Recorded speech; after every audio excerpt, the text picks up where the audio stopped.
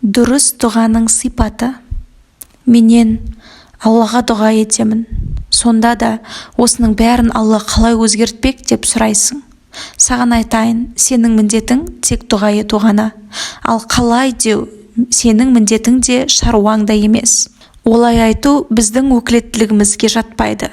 Қалай деу себептерге байланысты болады, ал себептердің бәрі Алланың қолында. Сосын Аллаға налушы болма. Кейде адамның жағдайы қиындап, тарығып қалады. Кейде өз-өзіне мұғжиза бола қалса ғой деп сыбырлайды. Сол үшін де дұға тек мұғжизаны жасай алатын Аллаға ғана жасалады. Ол үшін әуелі сен өзіңнің әлсіз, құдіретсіз екеніңді сезініп, жалғыз Алланың ғана күш-құдіретке ие екенін жан-тәніңмен сезінуің керек. Сосын өз-өзіңді ұмытарлық деңгейде дұға етесің. Аллаға шынайы беріліп дұға ет, міндетті түрде қабыл болады. Жай ғана тәжірибе жасап көрейін деп ойлап, дұғаға немқұрайлы қарама. Әуелі ынта-шынтаңмен ет, сосын нәтижесін күт. Егер нәтиже себептерге байланып тұр деп ойласаң, Алла сені себептерге байлап қояды да, нәтижені содан күтіп жүресің. Ал егер нәтиженің бәрі жалғыз Алланың қолында екенін түсініп, сезінсең, ойыңа келмеген нәтижелерге қол жеткізесің. Досым, Алланың дұғаны қабыл алуы жасырын жүреді. Сол үшін де қабыл болу процесін көруің шарт емес. Жүсіп пайғамбар зұлымдыққа душар боп, зынданға тасталғанда, Алла найзағай ойнатып, зындан қабырғасын құлатып, оны шығарып алуға шамасы жететін еді. Егер солай болғанда, Жүсіпке жабылған жала адамдар арасында сол жала болып қала беретін еді. Бірақ Алла оның азаттыққа шығумен қатар жаладан да құтылуын қалады. Бір түнде патшаға түс көрсетіп, Жүсіпке қажеттілік туындатты. Жүсіпті түсті жоруға шақырғанда, Жүсіп әуелі өзінің адалдығын жариялап, ақталуын талап етті. Себептерді ұстанбас бұрын осы жағдайларды есіне ал. Кім арманның бір түнде бар жерді кезіп, барлығын өзгертіп жіберуіне сенеді?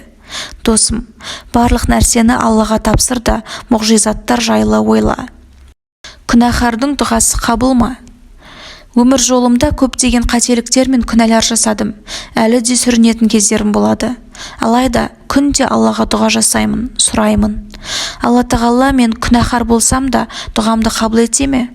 Кейбір адамдар күнә дұғаның қабыл болуына кедергі деп айтады. Не істейін, дұға жасамай-ақ қояйын ба? Немесе Құдайдың рахметінен үміт үзбей дұға жасауды жалғастыра берейін бе? Деген сауалдарды қояды. Алла тағалаға бойұсыну дұғалардың қабыл болуына себепкер нәрселердің бірі екендігінде күмән жоқ. Себебі Алла тағала былай дейді: егер құлдарым сенен мен туралы сұраса, мен оларға өте жақынмын. Маған жалбарынып дұға еткеннің дұғасын жауапсыз қалдырмаймын. Ендеше олар да менің үндеуіме оңды жауап берсін. Маған тиісінше иман келтіріп, соның арқасында кемелдену жолына түссін. Алайда сол сияқты күнәһардың да дұғасы қабыл, себебі ол да Аллаға иман етіп, Алладан басқа Құдай жоқ, Мұхаммед оның елшісі деп куәлік қылған. Бауырым, күнәларың мен қателіктеріңе қарамастан, Алланың ризалығына қол жеткізуге тырыс. Аллаға ықыласпен дұғамды қабыл етеді деген сеніммен қолыңды жайып, көз жасыңды төгіп дұға ет. Алла неліктен сенің дұғаңды қабыл етпесін? Алла тағаланың өзіңе дұға еткен, қысылған жанның дұға тілегін қабыл алып, оны басына түскен ауыртпалықтан құтқаратын кім деген сөзін ұмытпа. Сен еш күмәнданбай кешірім сұрап, тәубе етіп дұға жасауды жалғастыра бер. Алла тағала кәпірдің де дұғасын қабыл етеді. Ендеше не үшін мұсылманның дұғасын қабыл алмауы керек? Кейде әлсіздігіңнен қателесіп шалыс басасың. Себебі біз періште емеспіз, пендеміз, солай емес пе? Кейін Алладан барлық күнәларың үшін, тіпті күнәларың қайталанса да, кешірім сұрап шынайы тәубе етсең, дұғаларың Аллаға жетеді. Алла тағала барлығын естуші, көруші, білуші, кешіруші. Егер сен бұл туралы ойланып жүрген болсаң, демек менің жазған бұл ойымды оқуың кездейсоқ бола салған нәрсе емес. Мүмкін жүрегіңді жұбататын нәрсе таппаған шығарсың. Алла тағала мені осы ойды жазуға шабыттандырып, саған оның жақын екендігін, оған ықыласпен дұға жасауыңды жеткізгісі келген болуы мүмкін. Дұғаның қабыл болмауы сынақ па? Мен Аллаға күн сайын дұға етіп, кешірім сұрап жалбарынамын. Жақсы амалдар жасаймын, садақа беремін. Барлық нәрседе Алладан жәрдем сұраймын. Бірақ дұғаларым қабыл болмай жатыр. Алла тағала не үшін менің дұғаларымды қабыл қылмай жатыр дейсің? Дұғаңның қабыл болуында асығыстық жасамау діннің жоғары дәрежесі мен ұлы ұстанымы. 100% сеніммен сенің дұғаңды қабыл ететін тек жалғыз құдіретті Алла екеніне сеніп, сені еститініне, сенің ісіңді реттейтініне сену. Ол сені оған қайту үшін сынайды, себебі ол сені жақсы көреді. Дұғаңның қабыл болуы Алланың уәдесіне деген сенің сеніміңнің сынағы. Аллаға деген шынайылығың мен барлық нәрселерді әлемдердің Раббысына сеніп тапсыруыңдағы ықыласыңның сынағы. Кейде дұға сенің Раббыңмен болған жағдайыңды қарап шығуың үшін, өзіңді есепке алып, Аллаға қайтуың үшін кешігеді. Сол кезде өзіңнің қателіктерің мен олқылықтарыңды түзейсің. Кейде дұғаңның кешігу себебі барлық себептерден арылуың үшін болады. Сенің сұрағаныңды тек Алладан басқа ешкім орындай алмайтындығына көзіңді жеткізу үшін сенің ешқандай амалы қалмаған, жаны қысылған сипатыңа тиесілі болуың үшін ғана кешігеді. Бәрі Алланың қалауында, құзыретінде деген сеніміңнің толық берік орнауы үшін кешігеді. Кейде дұғаң сен үшін тиімді әрі дұрыс уақыт болған кезде сен дайын болуың үшін кешіктіріледі. Алла тағала саған қолайлы уақытта қалағаныңның бәрін беру үшін жағдайлар мен себептерді дайындап қояды. Бәлкім Алла сенің дұғаңды кешіктірген кезде сен ойлағаннан да жақсы болған қалаған шығар. Себептердің иесімен бол. Мүмкін қазір Алла менің ақымды қалай қайтарады деп өз-өзіңнен сұрарсың. Мүмкін қатты ашудан Алла менің ақымды қалай алады екен деп айтарсың. Қазір тек себептерді ғана ойлап көріп тұрғандықтан барлық нәрсе саған ауыр, қиын болып сезіледі. Жақыным, жағдайыңның ауырлап кеткенін ойлама. Өзің дұға қып жатқан Раббыңның құдіреттілігі жайлы ойла. Қашаннан бері Алладан қалай деген сауалды сұраймыз. Қалай болуы Алланың қолында. Біздің міндетіміз шынайы көңілмен дұға ету ғана. Өмір майданының қалай реттелетіні, қандай нәрселерді қару ретінде қолдануымыз Алланың ісі. Құдіретті Алла бәрін хикметпен реттейді. Нұх пайғамбар, мен жеңілдім, өзің көмектес деп қолын көкке жайғанда, адамдар Алланың жазасы ойға келмейтіндей ауыр болады деп ойлаған жоқ еді. Аспан мен жердегі ешкім күрес алаңындағы Нұхтың қаруы су болады деп ойлаған емес.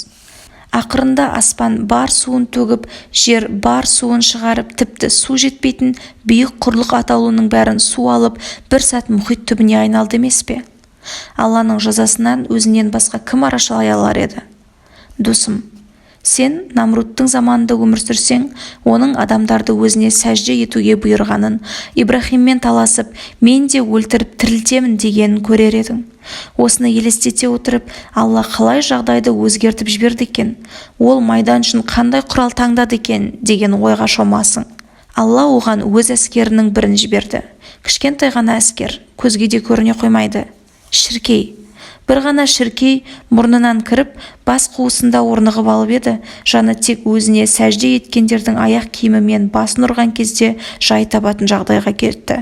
Осындай ойда жоқ ерекше жағдайлар арқылы Алла бәрін реттейді. Ибрахимнің отқа лақтырылғанын көріп, Алла отты өшіру үшін аспаннан жауын жаудырар. От өз-өзінен жанып жатқан дүние ғой деп ойларсың. Одан басқа жол да жоқ сияқты. Бірақ от өзінен өзі емес, Алланың қалауымен жанып жатқан дүние еді. Алла оны өшірген де жоқ. Жай ғана Ибрахимге салқын, қатерсіз бол деп еді, бола қалды. Алла қаласа заттардың қасиетін де өзгертіп жібереді. Өткір пышақ Исмайылдың тамағына тартылғанда өтпес темірге айналды. Жыртқыш балық жүністі жұтып қойса да жеп қойған жоқ. Болмыстағы бар нәрсе Алланың әмірімен орындалады. Себептерге назар аударып, алданып қалма. Себептердің иесі Алламен бол. Пайғамбарға сағыныш. Хадис кітаптарынан мына бір сәтті оқыған кезде жүрегім езіліп кете берді. Бірде бір сахаба екінші бір сахабадан қайдан келе жатырсың деп сұрағанда, ол пайғамбарымыздан келе жатырмын деп жауап береді. Тағы бірде қайда барасың деп сұрағанда, пайғамбарымызға деп жауап береді. Неткен керемет сөз. Пайғамбарымыздан пайғамбарымызға. Ол кісіге барып, уа Алланың елшісі, жүрегім езіліп кетті. Кеудемнен сипаңызшы, жаным жай тапсын дегім келеді. Сонда ол кісі маған, уайымдама, бәрі өткінші деп жауап бергенін қалаймын. немесе ойша мүбәрак қолын жүрек тұсыма қойып тыныштал деп айтқанын сезінемін де жүрегім қайта орнына түседі. Ухуд тауы да пайғамбарымыздың бір ауыз сөзімен тынышталған жоқ па? Кейде ол кісіге сағынышым артып, жылағым кеп, құрма ағашы ыңырсығандай ыңырсып, көзімді сығып аламын. Құрма ағашын барып құшағына алғандай, маған да келіп құшағына алғанда ғой. Кейде қарыздан қысылғанда ол кісіге шағымданып, қарыз берген кісілердің құзырында маған көмектескенін қалаймын. Кейде дос-жарандар орынсыз көңіліме тиген кезде Біләлді жақтағандай мені де жақтағанын қиялдаймын. Кейде Әбу Бәкір сияқты ол кісіге жақын, қымбат адам болғым келеді. Кейде Сағд ибн Әбу Уақастың жағдайын сұрағандай, менің де сырқаттанғанда көңілімді сұраса ғой деп армандаймын. Торғайы өліп қалған кішкентай баланы жұбатқандай, уайым басқанда мені де жұбатқанын қалаймын. Жолға шығарда сахабалар көлігіне мінгескендей, менің де сапарласым, сырласым болғанын қалаймын. Уа Алла елшісі, сізді қалай сағынғанымды білсеңіз ғой.